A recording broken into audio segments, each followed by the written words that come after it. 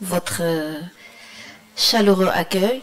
Je me fais un plaisir de vous présenter un thème sur les dysfonctionnements de l'appareil Mondicator. Donc, quand il m'a été demandé de traiter ce sujet, j'ai fait plusieurs approches, c'est-à-dire essayer de faire une mise à jour. La mise à jour actuelle tend vers expliquer les facteurs de risque responsables des désordres temporaux mandibulaires. Donc, l'appareil Mondicator ou bien le système stomatognatique est géré par trois composantes. La composante structurelle représentée par les structures osseuses, dentaires et musculaires. La composante psychocomportementale est surtout représentée par la gestion et la perception de la douleur des patients. Et la dernière composante, c'est la composante biologique qui constitue les structures endogènes ainsi que certaines maladies que le patient peut en souffrir durant sa vie. Donc, ces différentes composantes ont tendance à concourir pour assurer les différentes fonctions de l'appareil Mondicator, à savoir la respiration. Ah, pardon,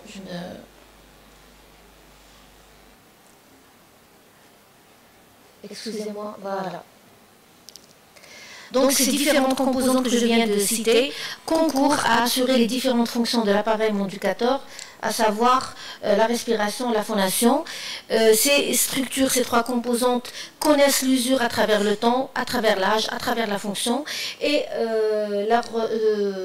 cette fonction est assurée continuellement par une capacité d'adaptation de ces tissus. Cette capacité d'adaptation a la possibilité d'assurer un équilibre. Donc toujours l'organe le plus affaibli, par exemple lorsque l'organe dentaire est affaibli, la pathologie ou bien l'excès de sollicitation va se manifester au niveau de cet organe, comme les traumatismes occlusales au niveau des dents ou bien les hypertrophies au niveau musculaire. Donc, le but de... je parle à voix basse. Donc, à un moment donné, les facteurs ou bien le potentiel d'adaptation de ces différentes composantes est rompu et la pathologie s'installe. La pathologie s'installe généralement à titre évolutif. C'est dans seulement certaines situations minimes où le changement brutal, aigu, fait installer la pathologie de façon brusque. Alors, comment cette pathologie a été, quand on fait la recherche bibliographique, on retrouve plusieurs terminologies qui ont été utilisées. La plus ancienne, c'est elle qui a été utilisée par un docteur en ORL qui est Kosen. Kosen a constaté que chez les patients qui présentent des édentements postérieurs, présenter en même temps des douleurs articulaires, musculaires, des hypoacousies, et il a pensé et il a déduit que ces différentes manifestations étaient liées surtout à l'absence de ces composantes musculaires qui entraîne une compression du condyle mandibulaire au niveau de sa cavité glénoïde. À partir de ces différents symptômes, il a nommé cette pathologie syndrome de Kosen. Ça, c'était en 1934. Ensuite, il y a eu d'autres propositions. C'est la proposition du docteur Schwartz qui a proposé de nommer syndrome algodysfonctionnel. Pourquoi syndrome algodysfonctionnel? Parce qu'il a constaté surtout qu'il y avait des spasmes musculaires associés à des troubles psychologiques chez les patients qui présentaient ces manifestations au niveau de l'articulation temporomandibulaire. Cette nomenclature a duré longtemps jusqu'aux travaux de Laskin en 1969 qui a constaté surtout que les douleurs étaient localisées au niveau de l'articulation, au niveau d'un groupe du masséter et du condyle temporal. en plus de douleurs au niveau de la face, et il a opté pour une nomenclature qu'on appelle Myofascial Pain Syndrome, c'est-à-dire que c'était une richesse d'innervation qui va entraîner apparition de symptômes au niveau de toute la région de la face, surtout au niveau des cervicalgies. Encore quelques années, il y a eu une proposition d'autres auteurs. Je me suis arrêtée chez Rosenweig, qui a proposé la nomenclature de syndrome algo-dysfonctionnel de l'appareil manducateur. Alors pourquoi j'ai choisi ces différentes étapes? Parce qu'on va voir tout de suite que chaque étape correspond à un concept différent. On est parti du concept articulaire vers le concept musculaire. Ensuite, on va passer vers le concept psychophysiologique pour arriver à l'incrimination des facteurs psychologiques comme facteurs majeurs dans l'installation de ces syndromes. Beaucoup de nos confrères de la médecine ont traité le sujet des dysfonctionnements de l'appareil manducateur. On retrouve des anatomistes, des physiologistes, des ORL qui ont toujours se sont posé la question pourquoi les praticiens de la cavité buccale s'intéressaient à cette pathologie, et au fur de l'évolution de ces concepts, on va voir que la manifestation douloureuse n'était pas spécifique. C'est pour ça que Rosenweig, qui a opté pour nommer Adam, c'est-à-dire que le syndrome n'était pas justifié, les douleurs étaient aussi associées à des phénomènes infectieux, à des phénomènes tumoraux, donc on ne pouvait plus associer les troubles articulaires à ce phénomène de syndrome, puisqu'on peut assister à des pathologies articulaires pour d'autres raisons infectieuses ou bien tumorales. Donc Rosenweig en 1995, il a enlevé cette nomenclature de syndrome, et en fin de compte, l'algie qui n'est plus spécifique à cette pathologie, puisqu'on peut retrouver une multitude de manifestations. On retrouve seulement des acouphènes, on peut retrouver seulement des bruits articulaires, on peut retrouver seulement des déviations de l'ouverture et ce qu'on appelle les dyskinésies, et le terme de l'algie n'était plus justifié, et on est parti vers la nomenclature de dysfonction de l'appareil manducateur. À l'heure actuelle, on s'est rapproché de l'association américaine qui opte pour la terminologie de désordre temporomandibulaire. C'est pour ça que dans vos recherches sur le sujet, vous trouverez plus de documents sur quand vous utilisez comme mot-clé désordre temporomandibulaire que si vous allez mettre SADAM ou bien vous allez mettre comme recherche DAM. Donc ceci nous ramène à la définition des désordres temporomandibulaires, qui sont une entité clinique polymorphe. On retrouve plusieurs symptômes: les acousies, les hypoacousies, les acouphènes, les troubles, les bruits articulaires, les douleurs myofasciales, les douleurs cervicales. Donc toutes ces manifestations, on les retrouve aussi bien au niveau des muscles masticateurs, au niveau des articulations, et qui entraînent en complication des troubles de l'ouverture ou bien de la dynamique de l'ouverture buccale. Donc,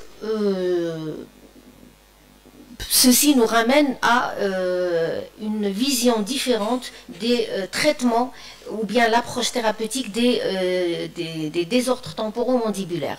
Alors, au début, dans les années 50, la médecine optait vers la thérapeutique sur les evidence-based en médecine, c'est-à-dire thérapeutique, diagnostic sur les facteurs prouvés, ce qu'on appelle les études étiologiques qui ont avancé.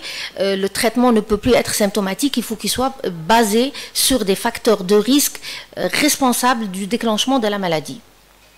À ce concept s'est rajouté dans les années 80 le concept de bien-être, l'amélioration du bien-être et de la satisfaction du patient.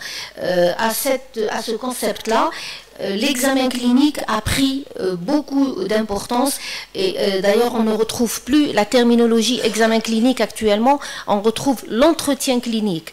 L'entretien clinique, c'est-à-dire vous avez toute une étape de questionnaire qui vous permet de faire l'approche de la composante psychosomatique plus exactement, c'est-à-dire le vécu du malade vis-à-vis de la pathologie, le vécu du malade vis-à-vis d'une manifestation importante qui est la douleur. La douleur qui a plusieurs expressions. On vous donne l'exemple le plus simple, le syndrome du bras amputé.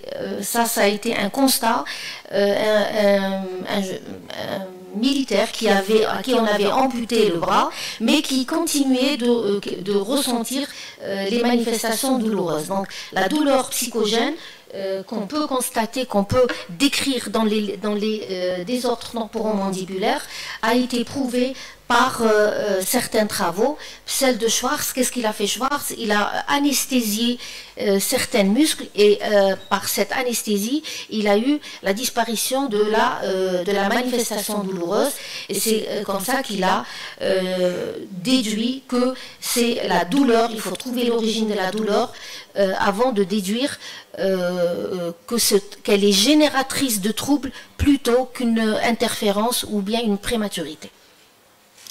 Bien, là je vous expose la classification. Attendez. Pardon. Alors, la nouvelle classification des désordres temporomandibulaires, elle date de l'année 2014, mais avant cette mise à jour de 2014, il y a eu les travaux de Schiffman en 92 qui a proposé de décrire les désordres temporomandibulaires en deux grandes entités. Vous avez le premier axe où on trouve des... je ne sais pas utiliser... Alors, le premier axe qui décrit des désordres musculaires, des désordres articulaires et aussi des désordres tels que des dégénérescences. Le deuxième axe, il a été consacré complètement à la pathologie psychosomatique, c'est-à-dire tous les troubles de comportement qui sont générateurs de serrage, de parafonction, d'attitudes vicieuses qui peuvent être génératrices de fatigue musculaire. Et cette fatigue musculaire va provoquer des douleurs à distance ou bien des douleurs projetées et qui vont être responsables des désordres temporomandibulaires.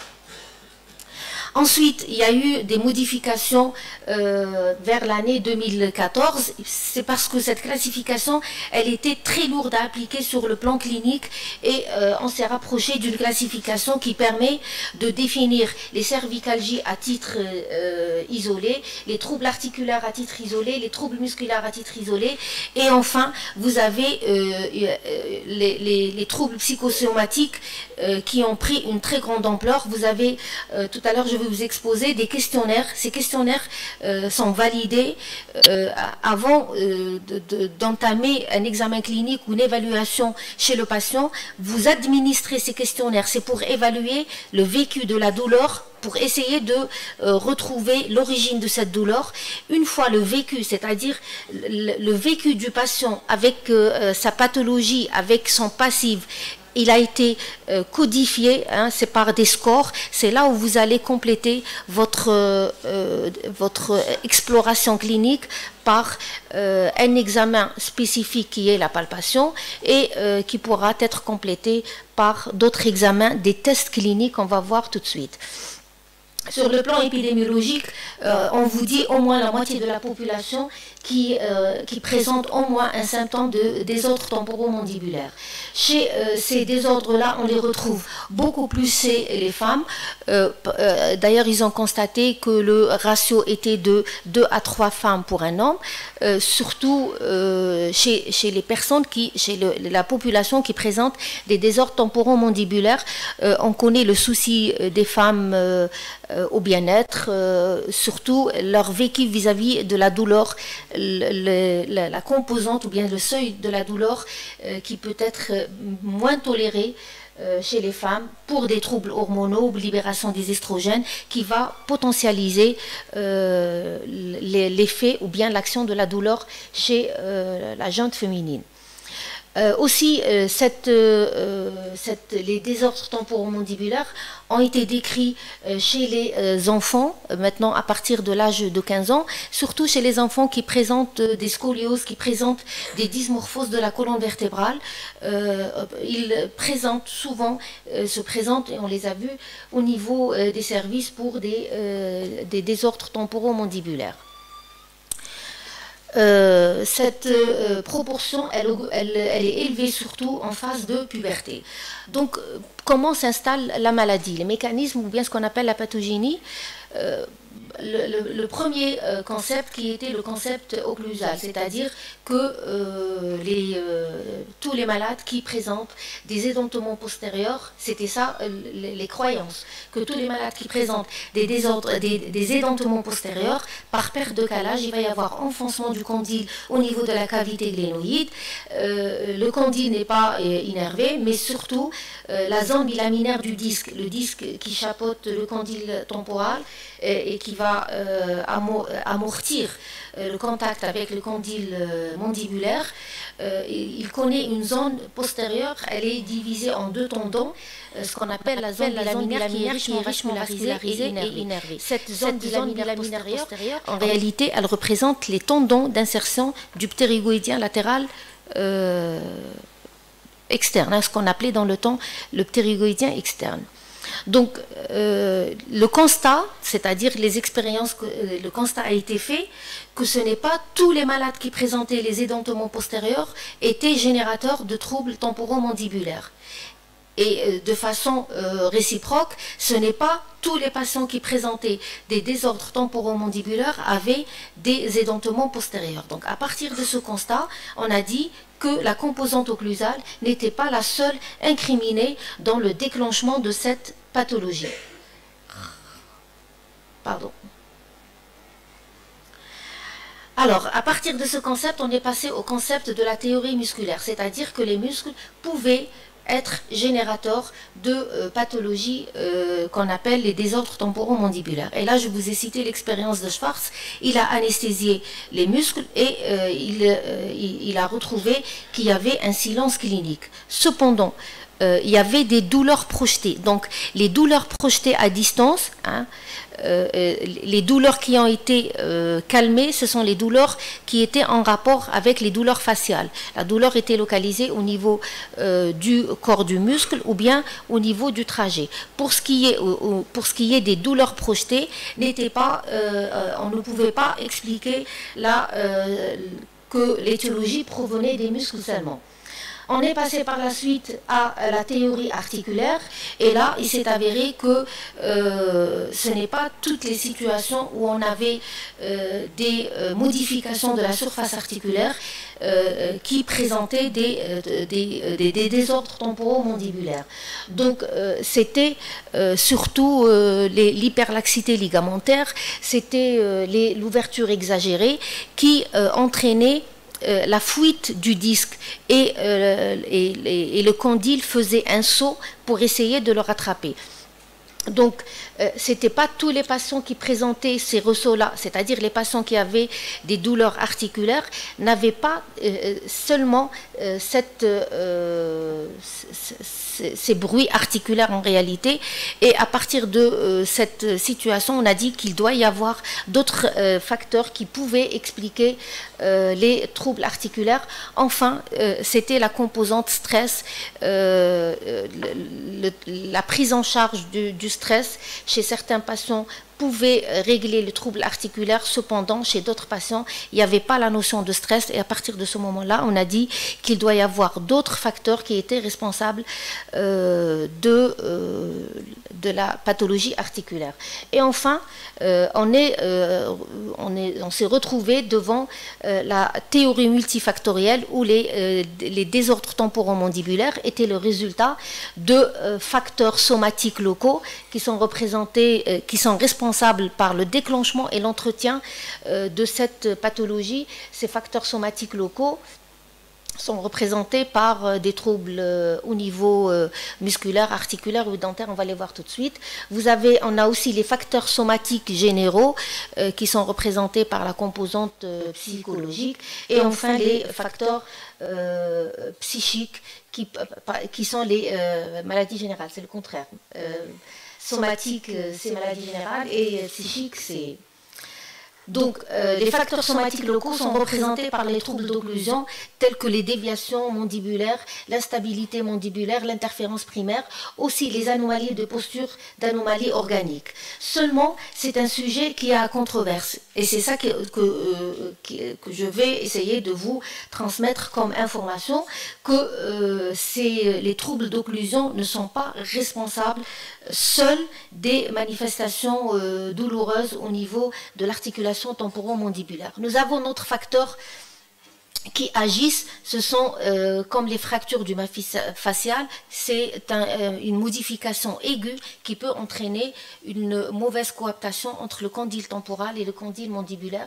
Vous avez les parafonctions, et là les travaux qui décrivent le bruxisme d'éveil et le bruxisme nocturne. Souvent, le patient qui présente un bruxisme nocturne se réveille le matin avec une sensation de douleur, de dyskinésie, de fatigue musculaire.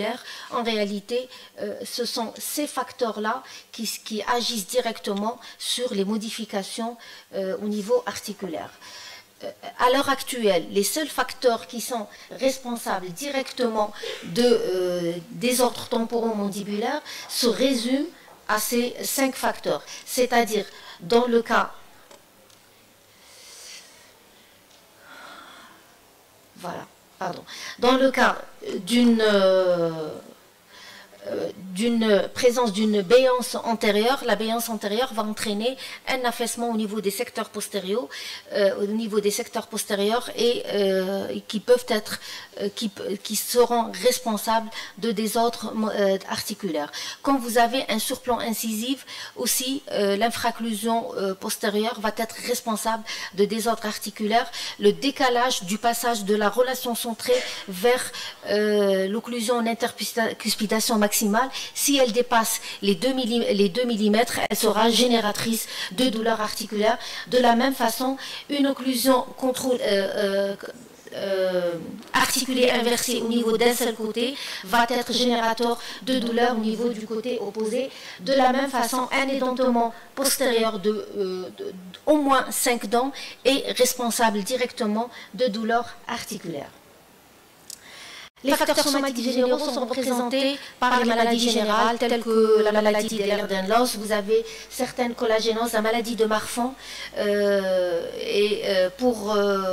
vous avez des tests cliniques qui nous permettent de mettre en évidence cette hyperlaxité ligamentaire. Vous avez aussi des facteurs liés à l'âge. On fait plus de troubles articulaires à l'âge où on est prédisposé aux modifications des troubles de comportement que lorsqu'on est un peu plus sage, où on connaît un équilibre psychique.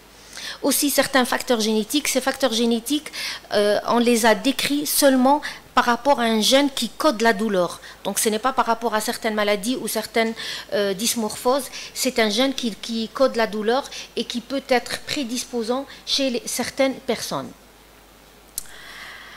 Donc nous avons les facteurs psychiques aussi qui sont responsables de l'apparition de symptômes douloureux. Là, c'est un questionnaire qui est testé, scoré et qu'on présente aux patients avant de mettre en évidence notre exploration clinique. La sémiologie, elle est caractérisée par les 3 grands facteurs. Vous avez les bruits articulaires, les douleurs et les déviations de l'ouverture mandibulaire. Donc, la douleur, on l'a décrit tout à l'heure, elle est aussi bien au niveau articulaire qu'au niveau musculaire. Elle peut prendre la forme d'arthralgie. On peut avoir des douleurs myofaciales, des douleurs à distance ou bien des douleurs projetées.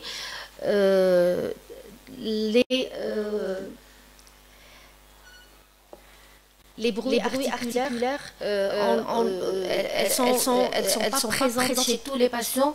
Par contre, leur présence n'est pas c'est le signe surtout d'une lésion dégénérative, c'est-à-dire le diagnostic d'une arthrose à la présence de crépitement spécialement. La présence de claquement n'est pas signe de pathologie sévère, c'est juste un symptôme d'adaptation que le patient peut vivre. De la même façon, les crépitations, c'est-à-dire les frottements des surfaces articulaires, peuvent entraîner des dégénérescences au niveau articulaire. Donc ça a été dit. Lors de notre examen clinique, nous allons faire l'évaluation de l'ouverture. Elle est soit déviée, donc nous avons une déviation de l'ouverture. Par la suite, le pointeur incisif va joindre une ligne droite. C'est dans le cas surtout d'un déplacement discal réductible. Dans le cas d'un déplacement discal irréductible, vous avez la déviation du chemin de l'ouverture qui va se faire du début jusqu'à la fin. Ici, on peut retrouver un claquement. Dans ces cas-là, on n'a pas de claquement qui est décrit. Je termine. Voilà, parce que vous avez dépassé déjà de 5 minutes.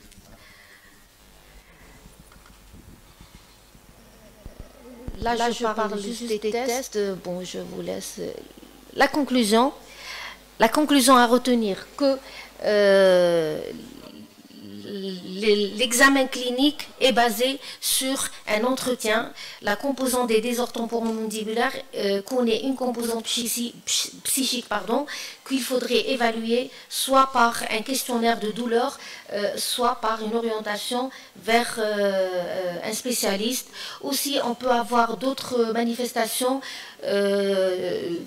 par exemple des fractures au niveau du massif